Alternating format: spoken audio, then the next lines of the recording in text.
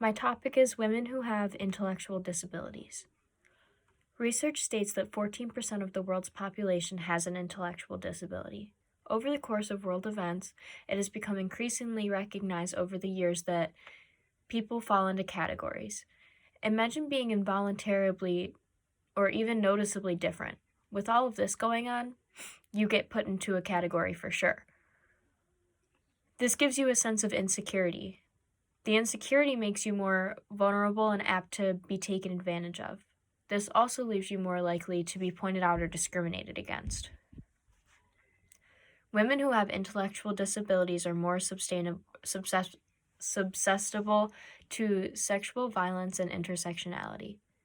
In this presentation, I will explain and give examples to how women with intellectual disabilities fall victim to sexual violence and intersectionality over others and why this happens. First, I will state that women who have intellectual disabilities are all around already looked at and treated differently. Intersectionality is a huge problem in this community. Intersectionality is a theory where someone is more likely to be discriminated against because of one or more traits that make them individually stick out. In this case, a woman who has an intellectual disability may be discriminated against because she is a woman, but also because of her disability. Women who have intellectual disabilities are more likely to be sexually taken advantage of. The NPR.org says that it is the sexual assault epidemic that no one talks about. Notice the word epidemic is being used to show that this is a larger scale problem.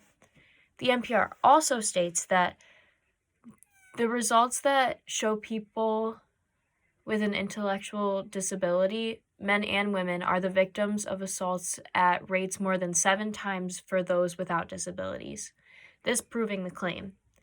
The NPR also states that predators target people with intellectual disabilities because they know they are easily manipulated and will have difficulty testifying later.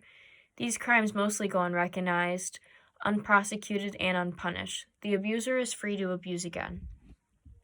Now, I will discuss the way intersectionality comes into play.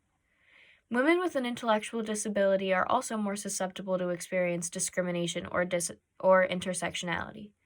Socialprotection.org states that globally there are 1 billion persons with disabilities. Despite most of these people being women, it is still a limited understanding of the intersectionality between gender and disability.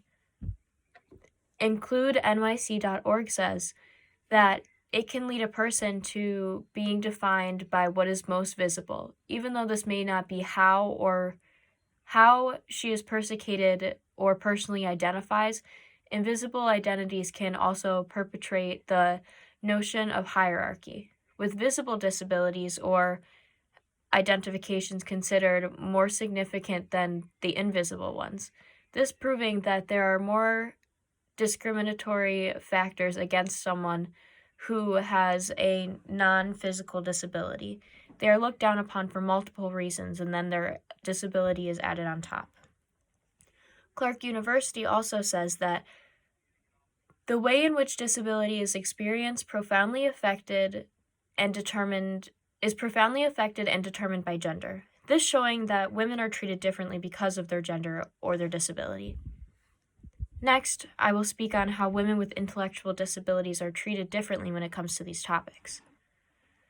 Women with intellectual disabilities often get overlooked when it comes to sexual violence because people assume they don't know any better or people don't believe them.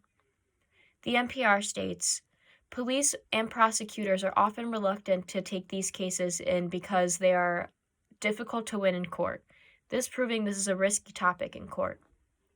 Clark University states that Disability Rights Funds states that 80% of this number live in developing countries can make up 20% of the poorest people who live on less than $1 a day.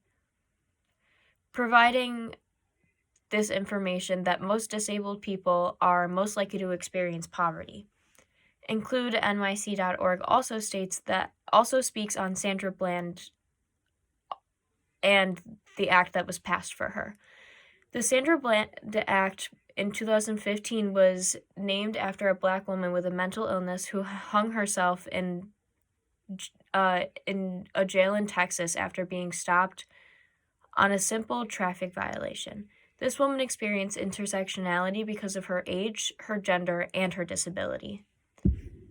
In conclusion, women who have intellectual disabilities are more susceptible to sexual violence and intersectionality for many reasons. When you are involuntarily different, you tend to experience these things. 14% of the world's people have intellectual disabilities. 10% of these people are women.